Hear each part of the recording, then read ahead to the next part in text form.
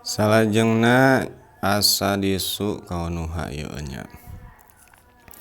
Asa disu ari anu kagenepna eta kaunuha bukti itu si mar'ah. Indaha eta tetep di si mar'ah teh inadun ari ingkar atawa judes. Asabiu ari anu katujuhna eta kaunuha bukti itu si mar'ah eta masrofatan anu boros mubadziratan tur anu ngamubadzirkeun kana harta. Asaminu ari anu kadalapan eta kaunuha bukti itu si mar'ah eta tawilatal yaddi anu panjang leungeun. Atasiu ari anu kasalapan eta kaunuha bukti itu si mar'ah eta tuhibbaz-zinati anu resep kana mapaesan anu kana dangdan papaes. Indal khuruji dina nalika kaluar ti imah. Al-asyiru ari anu kasapuluh eta kaunuha bukti itu si mar'ah eta mutallaqatan anu ditolak min ghairihi ti liana itu si zauj.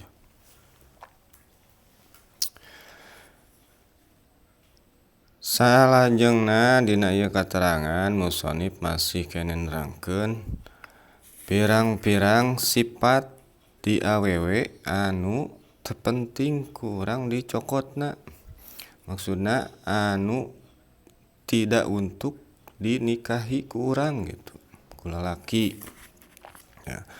Atawa anu perlu ku urang dijauhi itu eta kriteria awewe. Nu kagenep mana cenah awewe nu kumaha nyaeta indaha inadun. Anu tetep di awewe teh ingkar anu sok ngabohong. Nah eta jadi dina obrolan teh wah lamun ieu mah hiperbola itu nya sok ngabohong atawa judes inadun. Matak munasabah saur Kangjeng Nabi nya dina ieu naon kudu Qurratul Uyun tah. Khairu nisa'i ummati asbahahunna wajhan wa aqalluhunna mahron tah. Saur Kangjeng Nabi pangalus-alusna awewe teh ti umat kami nya nyaeta awewe anu cerah dina wajahna. Artina anu berseri-seri anu someah itu dina wajah teh henteu judes, henteu mesem, henteu hasem gitu nya beungeutna teh. Henteu nembongkeun dina beungeut teh anu judes, anu hasem gitu tah eta pangalus-alusna. Jeung wa aqalluhunna jeung pangsaeutik-saeutikna dina menta maharna tah eta pangalus-alusna awewe umat Kangjeng Nabi. Salajengna anu katujuh nyaeta awewe anu masrofatan mubadziratan anu boros tur anu sok ngamubadzirkeun kana harta. Nya saperti ayeuna urang awewe misalkeun sifatna awewe nya karakterna teh geuningan sok balanja gitu tah. Balanja nu teu penting seperti baju teh loba keneh bari jeung aralusnya. Meuli deui gitu. Nah eta borosnya. Tuluy ngamubadzirkeun baju teh aralus keneh gitu nya.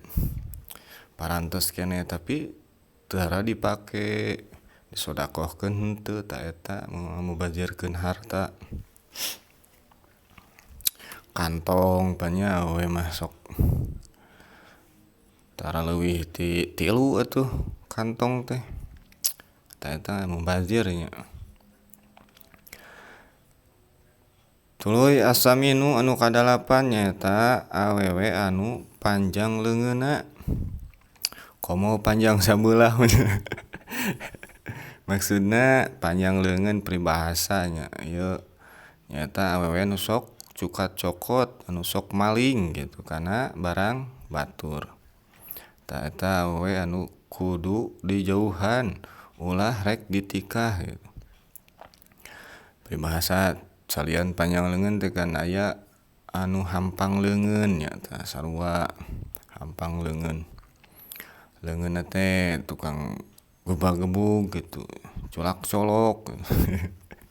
Sok culak colok mah lalaki nya, leungeun laki.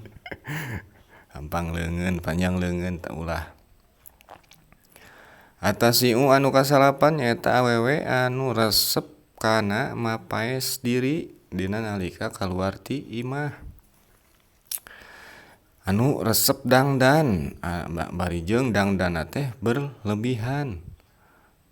Kan nya ari sawajarna gitulah dangdan teh. Dangdan teh komo geus boga pamajikan mah nya dangdan teh kuduna mah di imah itu keur salaki. Ari ieu mah sabalikna nya lobana mah. Ari rek kaluar, rek ka pasar, rek ka mall, darangdan sarareungit nya ari di imah bararauh hapeuk kitu. Kutang nyenglet nya di imah mah. Kuduna ari di imah sing sareungit dangdan tah kaluar mah sawajarna wae gitulah. Nu penting urang kaciri pantes. Henteu menor ari kaluar mah, kaluar ti imah mah tah gitu. Tah ieu anu resep dangdan nalika kaluar ti imah.